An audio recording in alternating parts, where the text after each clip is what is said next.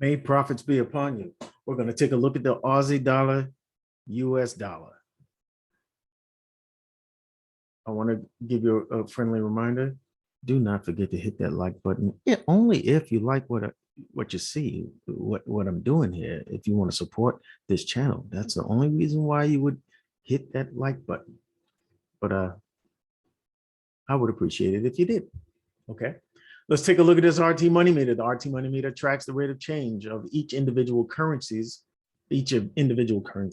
from a futures perspective over a period of 15 weeks. That's about 3 months.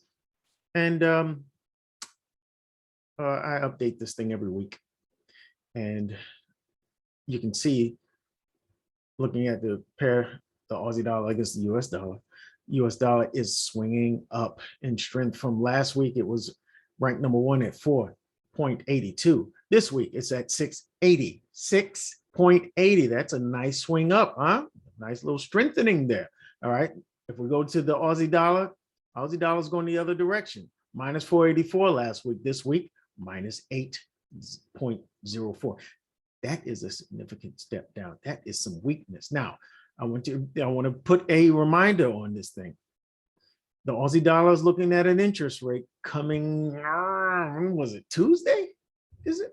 Hold on. Here we go. July 5th. All right. And July 5th is Tuesday. All right.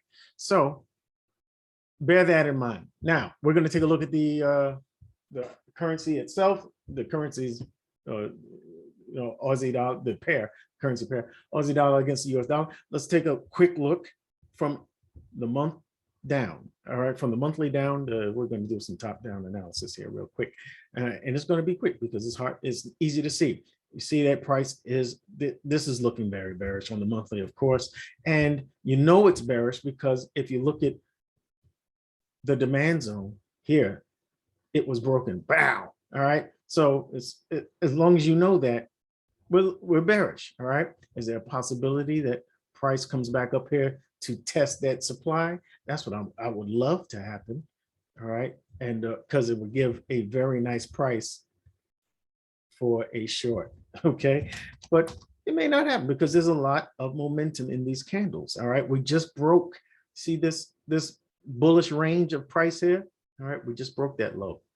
Okay, and look, this is the new month, right? Look, this is the new month, July 1st. Look down here. All right, it says July 1st. All right, it opened with no wick. All right, it opened with no wick. It shows you how bearish it is, right? Now, is there a possibility this could flip from bearish to a bullish candle? Because there's a lot of time left on this thing. But the deal is we've already taken the low of that previous bullish candle here. So, we've already tested the range. Could this come back up? Yeah, but I don't know how likely that is. All right, we are in an area to the left where there is no traffic, all right, coming down.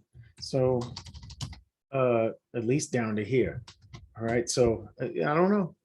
It looks like we might be heading down hard. Okay, let's look at the weekly. We're bearish on the monthly. This is the weekly. You can see that we took out that pivotal area of demand. All right, come on, man. I don't believe I just did that. All right, we took out that pivotal area of demand here. Took that demand out. Here's another demand. Oh, wow, look at that. Look at this. Look at this. Oh, we took it out. Oh my gosh. So we are very doggone bearish. Let me make sure we took that low. Doggone it. Come on, man. This isn't supposed to be going this low. Yeah, I took that low right there. Pivotal stuff, man. So let's make sure we acknowledge that we've taken liquidity from the bottom of this demand zone.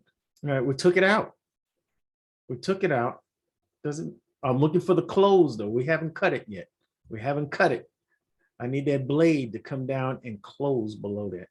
But I think we are on our way to doing just that, to be honest with you. Okay, so again, the monthly and the weekly are bearish. Let's go to the daily. Okay, We got FOMC, ADP, and NFP for the US dollar side of this pair. All right, coming on the 6th, the 7th, the 8th. That's Wednesday, Thursday, Friday. All right. A lot of, there's some things that could bring this thing, make this thing do some jumpy jumps. All right. So let's look at the daily. All right. I said jumpy jumps. All right. So again, there was a daily zone of demand here. Pretty good zone because it took price all the way up to take the high here of the previous supply. All right. But we didn't get a close above. We didn't break it. All right. And the supply held. The daily supply held here and price fell. All right. And did what? Took out this low. All right. Took that low out. But we didn't get the close yet on this this demand zone. We did not get the close, or did we? Did we get a close? Oh, snap. Oh, snapple. We did get a close. This zone is done. Let me get rid of this here real quick. This zone, this demand zone is done on a daily basis, right? So I know for a fact, right? See how dramatic I can get? I know for a fact that we are heading down lower, all right? All right, price is intending to go lower. Now I'm looking for this wick here to get filled. Now, let's so we are clearly bearish on all of the higher time frames. Here's where we make our money. All right, this is the 4-hour. Okay, now again, we have an interest rate decision. They would probably hike the rate up a little bit higher as expected. All right, and what I think should happen is we see price pulling up into Tuesday's decision. All right, now that means we're going to see we could see some potential strength coming in, a boost of strength, but not enough to reverse this market. Let's be clear, because they're taking a very conservative approach to fighting their inflation and all that good stuff. So what am I looking for? I'm going to be looking for zones to be hit. Who's in control right now? Supply is in control. And I'm looking here first, right? All right, the buy up started here. Boom, boom, boom. But I like this zone as one to look out for on the 4-hour. Boom. Let's look at that. Boom. I put that as demand. Somebody give me a cup of coffee. All right. I did it again. I don't know what's going on with me. All right. Now, if price sees a nice, healthy push and breaks supply, I'm looking at this area here. All right. I don't think it should, is there potential for a nice size boost to the upside? Yeah. What I want you to do, because if it gets up here, I'm looking for shorts against the Aussie dollar. I'm looking for shorts in this market. All right. The US dollar would have to kind of play with it. It would have to cooperate for price to do a hard shoot up. All right. And US dollar is very strong right now. So I'm looking at some zones. I'm looking to plot some zones that have the potential to be reached because of maybe market makers and institutions trying to bring the price up higher for a larger discount.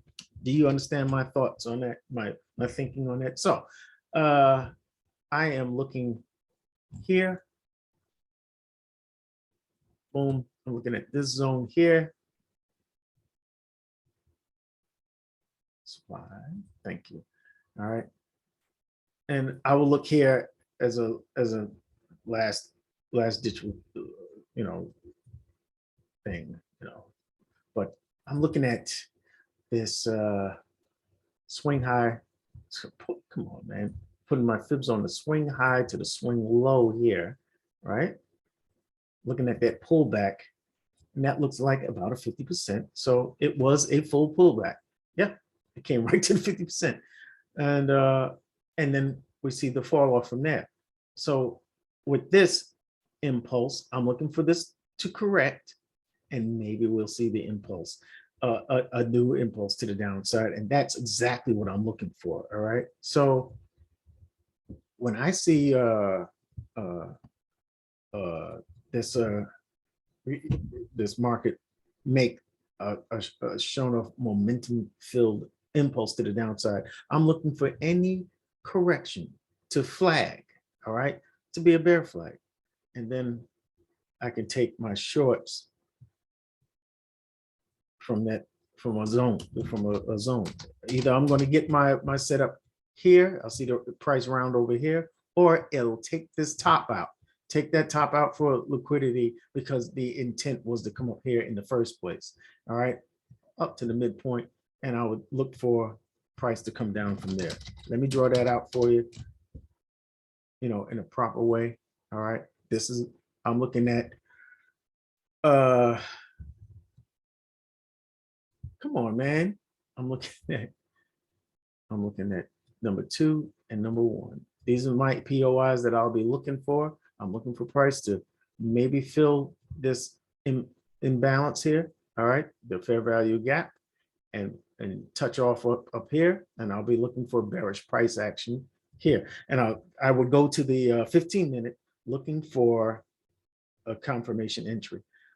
And here, as soon as price hits here, I'm going to the 15-minute. As soon as the price hits those red lines, I'm looking for the 15, going to the 15-minute and looking for confirmation entries to take short. I'm looking for the shorts here. Okay, boom and boom, either at POI 1 or POI 2. Hope you enjoyed this. Hope you enjoyed this. I'm going to leave the weekly outlook up on your screen.